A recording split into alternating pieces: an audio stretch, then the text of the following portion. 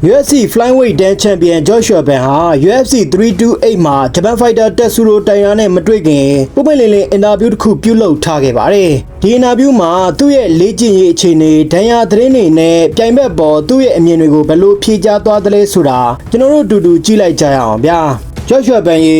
မင်းရဲ့အသင်းကမင်းကိုအမြဲထိန်းချောင်းနေရတယ်လို့သိရပါတယ်။မင်းဘက်ကရောတစ်ခါတလေလွတ်လွတ်လပ်လပ်နေချင်တယ်လို့ပြောခဲ့တာမျိုးရှိလားလို့မေးခဲ့ပါတယ်။ Joshua Ben ဘက်ကတော့မရှိပါဘူး။ကျွန်တော်နီးပြကကျွန်တော်အတွက်ဖခင်တယောက်လိုပါပဲ။ကျွန်တော်စိတ်တူနေတော့သူကအဝေးကနေသိနေပါတယ်။ဘာဖြစ်တာလဲဆိုပြီးဘေးကိုခေါ်မိတတ်တာမျိုးပါ။ပွဲအတွက်ပြင်ဆင်နေချိန်မှာတော့ကျွန်တော်ကလေ့ကျင့်ရေးမှာပဲအာရုံအပြည့်စိုက်ထားတတ်ပါတယ်။ပွဲပြီးမှပဲလွတ်လွတ်လပ်လပ်ပြောပါတာမျိုးပါ။တခါတလေပြောလွန်းလို့အိမ်ပြန်ဖို့တော့မေးသွားတယ်လို့နီးပြတွေကလိုက်ခေါ်ရတာမျိုးလည်းရှိပါတယ်ခမရအနေနဲ့အသက်ငယ်ငယ်နဲ့အရေးချင်းတွေအမြန်တိုးတက်လာနေတဲ့ပေါ်လေ့ကျင့်မှာခမရမကြိုက်ဆုံးအရာကဘာများဖြစ်မလဲဗျာတကယ်တော့လေ့ကျင့်ရေးအကုန်လုံးကခက်ခဲတာကြီးပါပဲအိမ်မနေအရန်ပြင်းမှုကောင်းလို့ကျွန်တော်ကတော့အမြဲချင်းမှာပဲနေကြပါတယ်ဒါပေမဲ့အလေးမရတာနဲ့ကာဒီယိုပိုင်းလုပ်ရတာကိုတော့တကယ်မုန်းပါတယ်အလေးမလို့ကြွက်သားတွေထွက်လာရင်မှန်တဲ့ကြည်ပြီးငါကြည်ကောင်းနေပါလားဆိုတဲ့ခံစားချက်ကတကယ်ကိုမိုက်ပါတယ်အခုပွဲမှာ Japan Fighter Tatsuro Taira နဲ့ထိုးရမယ်လို့ကြိုသိခဲ့တာမျိုးရှိလားဗျ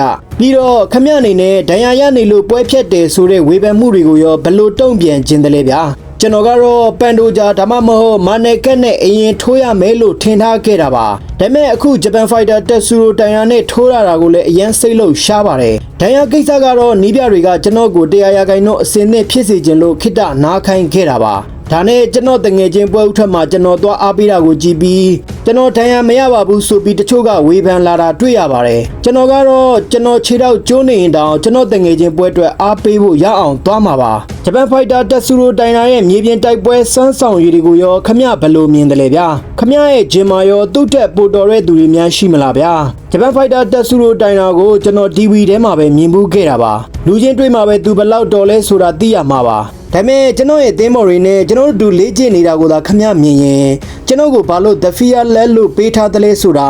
ခမရမျက်ဝါးထင်ထင်မြင်တွေ့နိုင်မှာပါဆိုပြီးအင်တာဗျူးကိုဆုံးသက်ထားပါတယ် UFC 328ပြိုင်ပွဲကြီးမှာချန်ပီယံကပတ်ကာကွယ်ဖို့အတွက်မိမိကိုယ်ကိုယုံကြည်မှုအပြည့်ရှိနေတဲ့မြန်မာကုံဆောင် Joshua Ben တယောက်ဂျပန်ဖိုက်တာကိုဘယ်လိုအခက်မလဲဆိုတာလာမယ့်မေလ10ရက်နေ့မြန်မာစံတော်ချိန်တနင်္ဂနွေနေ့မနက်ပိုင်းမှာကျွန်တော်တို့ရင်ခုန်စိတ်လို့ရှားစွာနဲ့စောင့်ကြည့်လိုက်ကြရအောင်ဗျာ